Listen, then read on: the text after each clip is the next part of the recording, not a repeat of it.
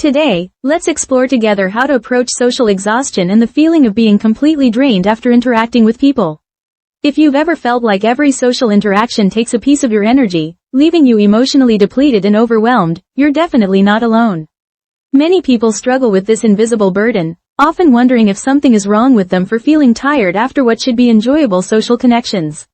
Today we'll look at the science behind social fatigue and discover evidence-based methods for setting healthy boundaries that can help protect your mental energy while maintaining meaningful relationships. Let's start by understanding what's actually happening in our brains when we experience social fatigue. Current research suggests that social exhaustion isn't just being tired, it's a real neurophysiological response that can be measured and understood through scientific investigation. A groundbreaking study published in Frontiers in Psychology in 2024 found that social media fatigue and interpersonal exhaustion share common neurological pathways. When we experience information overload or engage in compulsive social behaviors, our brains show measurable cognitive strain in areas responsible for executive function. Researchers using electroencephalography and electrocardiography technology have provided concrete neurophysiological evidence of what happens during social fatigue.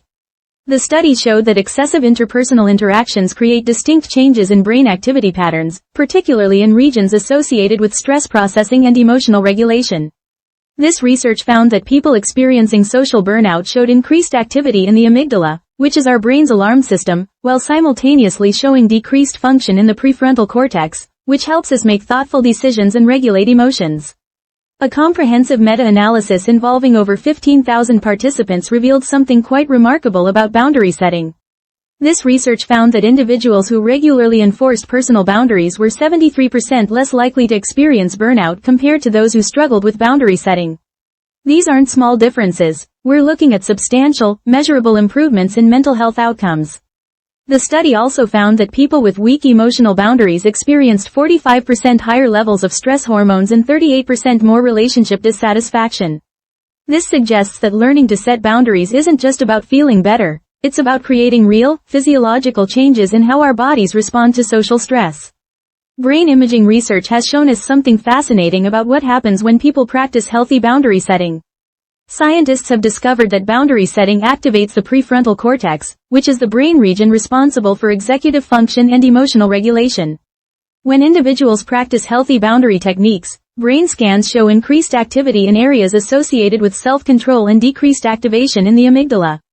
In clinical studies, this brain pattern change corresponded to a 52% reduction in anxiety symptoms within just 8 weeks of boundary training. Now let's look at practical methods you can start using today to protect your social energy. These techniques are based on scientific research and have been tested with real people experiencing social exhaustion. The first method is called the energy audit technique, and it's designed to help you understand your specific patterns of energy drain. For the next 3 days, I'd like you to try a simple tracking experiment.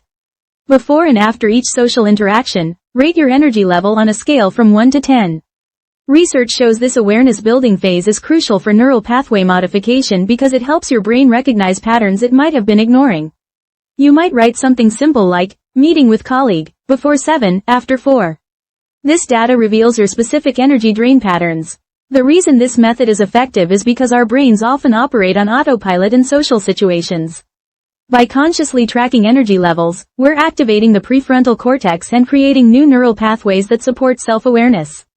Neuroscience research shows that this type of conscious attention can create measurable changes in brain activity within just 72 hours. The second practical method is developing what researchers call boundary scripts. Studies have found that pre-planned responses reduce decision fatigue by 34%, which is significant when you're already feeling socially drained.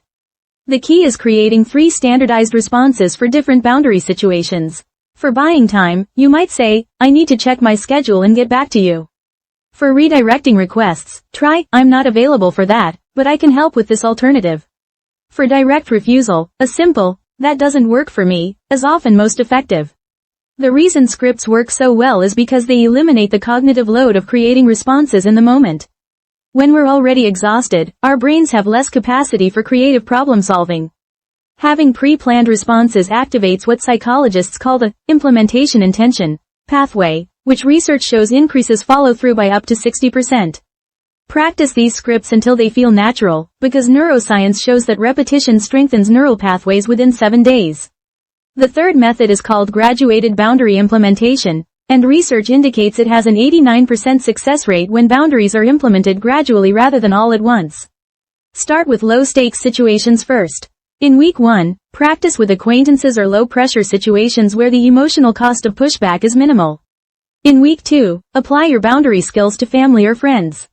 In week 3, begin using them in work environments. This progressive approach prevents what researchers call the guilt-shame cycle that causes 67% of people to abandon boundary setting entirely.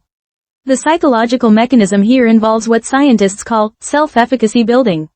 When we succeed in small boundary-setting situations, our brain's reward system releases dopamine, which reinforces the behavior and makes us more likely to continue. Each small success builds neural pathways that support confident boundary setting in more challenging situations. The fourth critical method is self-compassion integration. Research studies show that self-criticism undermines boundary success by 58%, which means how we talk to ourselves about boundaries directly impacts our ability to maintain them. When you feel guilty after setting a boundary, try using this validated self-compassion phrase. This boundary protects my energy so I can show up better for the people I care about. Research proves this type of reframing technique reduces boundary guilt by 43% within just 2 weeks. The neuroscience behind this approach involves activating the brain's self-soothing system. When we practice self-compassion, brain imaging shows increased activity in areas associated with emotional regulation and decreased activity in self-critical neural networks. This creates a more supportive internal environment for maintaining healthy boundaries. Let me also share some important timing considerations that research has revealed. Studies show that we should implement boundaries when our energy is highest, which is typically during morning hours for 78% of people. Our willpower and decision-making capacity follow natural rhythms throughout the day, and boundary setting requires both cognitive resources and emotional strength. Additionally, research indicates that we should set boundaries immediately when requests arise, because delaying increases what psychologists call compliance pressure by 32%.